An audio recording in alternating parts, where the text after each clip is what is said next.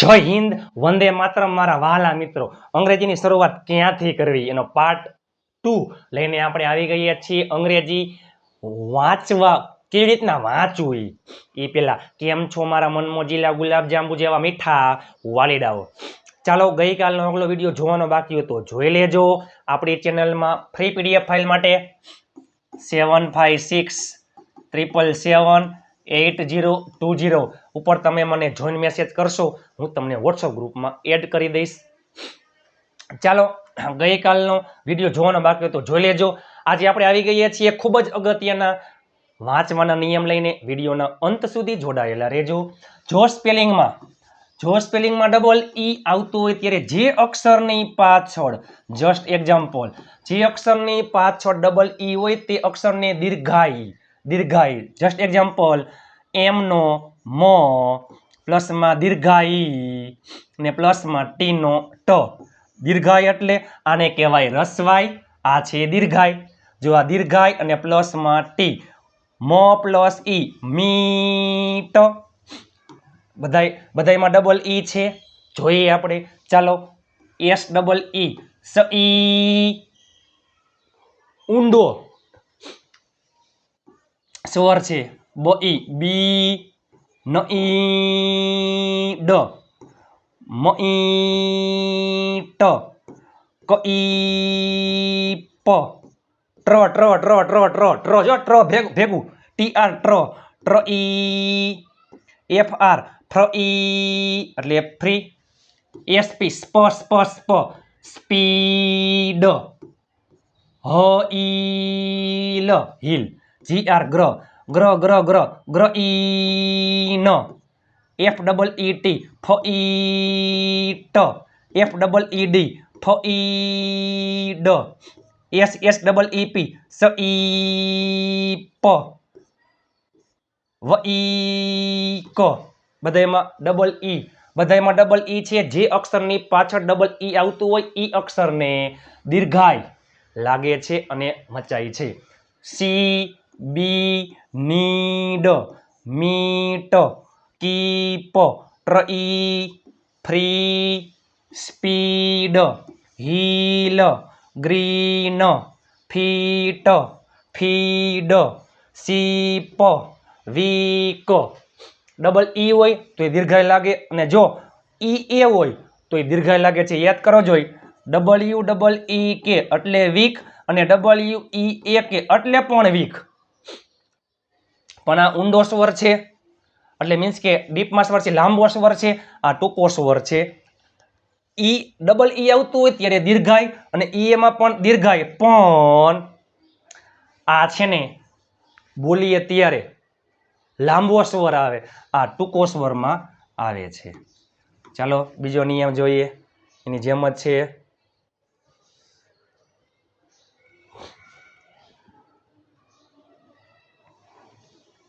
જો સ્પેલિંગમાં ઈ એ આવતું હોય ત્યારે જે અક્ષરની પાછળ ઈ એ હોય તમે જોઈ શકો છો, દીર્ઘાઈ લગાડીને, જો આ બધામાં ઈ એ છે તો જેની પાછળ ઈ એ હોય, જસ્ટ એક્ઝામ્પલ, જે અક્ષરની પાછળ એને દીર્ઘાઈ લાગે, રીડ, સી, હવે યાદ કરો જોઈ। એસ ડબલ ઈ એટલે શું આપણે બોલી, સી એટલે જોવું, અને એસ ઈ એ સી એટલે દરિયા કિનારો, પણ આ સી અને આ સી આપણે એમ જ થાય, બેને ઉચ્ચાર સરખો જ છે, સેમ જ છે, પણ આ ઊંડો, આ લાંબો સ્વર છે, સી, આ sea. Beach, beach, dream, dream, each, feast, બધા ટૂંકા સ્વર હોય, sea, beach, dream, each, feast, neat, read, steal, teach અને વીક। જો આ અલગ છે, ડબલ્યુ ડબલ ઈ કે વીક, અને આ વીક એટલે નબળું, આ વીક અઠવાડિયું, વીક અને આ વીક। જો સ્પેલિંગમાં ઓએ આવતું હોય ત્યારે જે અક્ષરની પાછળ ઓએ આવે તે અક્ષરને કાનો અને માત્રા લગાડીને મચાય અથવા બોલાય છે. જસ્ટ એક્ઝામ્પલ જોઈએ આપણે. SOAP જો આર્યું આ સોરી ROAD R નો ર કાનો અને માત્રા પ્લસમાં ડ રોડ S નો સોપ બરોબર. શું આવે છે OA ઉચ્ચાર શું થાય ઓ L નો લ લોડ લોન લોફ જીનો ગ ગોટ સીનો ક કઓલ BR BR બ્રોડ. ચાલો બધામાં ઓ આવશે. Road shop load loan loaf goat coal broad. સીના બે ઉચ્ચાર થાય છે ક પણ થાય અને સ પણ થાય છે. સીનો ઉચ્ચાર ક્યારે ક થાય ક્યારે સ થાય એનો વિડીયો જોવાનો બાકી હોય તો જોઈ લેજો.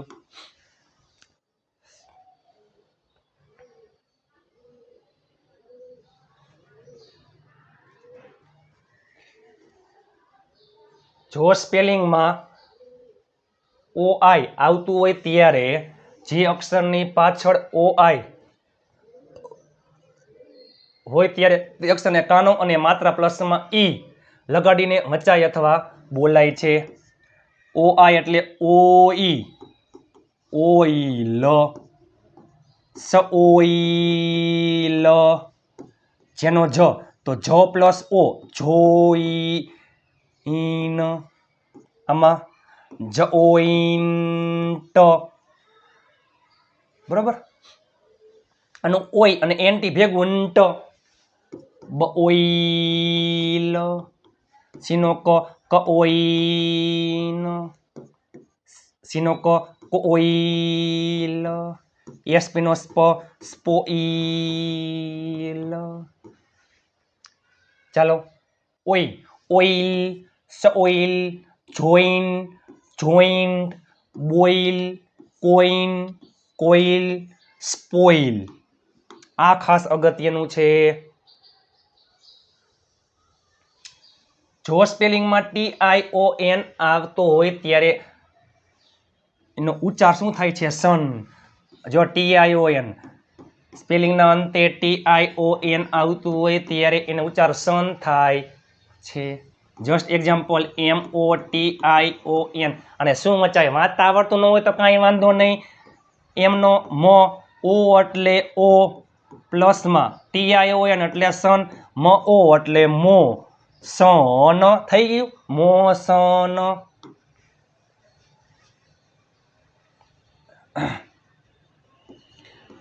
વી પ્લસ સોરી માફ કરજો. ચાલો વેકેશન છે વેકેશન. જો વેકેશન કઈ રીતના વાંચવું હોય તો વીનો વ એનો એ સીનો ક પ્લસ એનો એ પ્લસમાં સન. આ બે કરો ભેગા વ પ્લસ એ વે ક પ્લસ એ કે અને સન વેકેશન. ચાલો મેન સન કેપ સન લઓ કે જો લઓ એટલે લો કે સન વ એક એ વેકે વેકે સન એસટી સ્ટ એ સન ન એ ન પ્લસ એ એટલે ને son of of of son મ ઓ મો સન યુનો ઉચ્ચાર અ થાય ફંગ સન ઇલેક્શન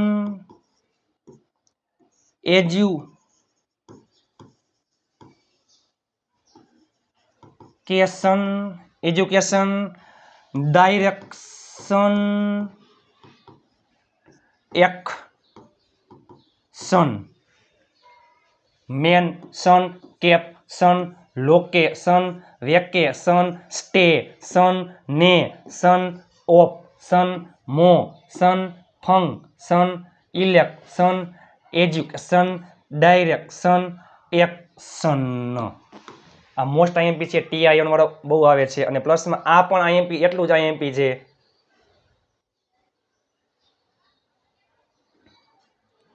આ પણ એટલું જ આઈએમપી છે. TION તો શું આવે? સન. અને TURE તો આને TURE અને ટુરે ન વચાય, ટુરે. જો સ્પેલિંગમાં લાસ્ટમાં TURE આવતું હોય તો ત્યારે તેનો ઉચ્ચાર શું થાય છે? ચોર. જસ્ટ એક્ઝામ્પલ, CULTURE, સી નો ક, પ્લસમાં યુ નો અ, લ અડધો છે એટલા માટે CUL આખું ભેગું થઈ જાય કલ, અને વાંહે ચોર, એટલે આવું થાય. ચાલો, કલ ચોર. ફર્નિચર, લેક્ચર, મિક્સચર, ન એ એટલે ને ચર. તમે જોવો જોઈ NATION, NATURE, એનો, નો, એનો, એ, પ્લસમાં TION એટલે સન અને TURE એટલે ચર. તો ન પ્લસ એ એટલે ને સન, ન એ ને ચર થઈ ગયું. અને વચાય નેશન અને નેચર. ચાલો, picture, signature, vulture, temperature, agriculture,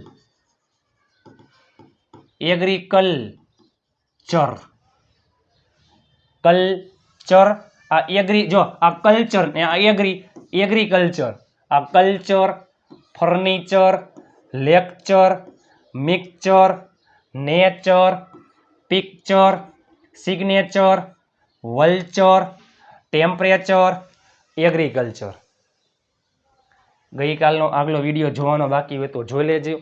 અંગ્રેજી કઈ રીતના વાંચતા શીખવું. અને ફ્રી PDF ફાઇલ માટે 7563778020 ઉપર તમે મને જોઈન મેસેજ કરશો, હું તમને ગ્રુપમાં એડ કરી દઈશ.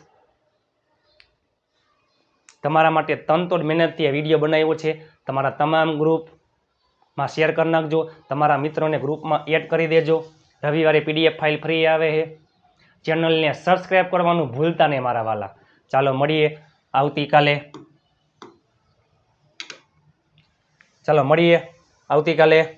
નવા વિડીયો સાથે.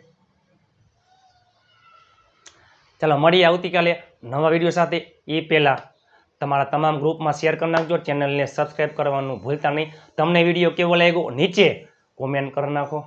ચાલો મળીએ ટૂંક સમયમાં. ત્યાં સુધી સ્વસ્થ રહો, મસ્ત રહો, રોજે રોજ મોજે મોજ. જય હિન્દ, વંદે માતરમ મારા વાલા મિત્રો.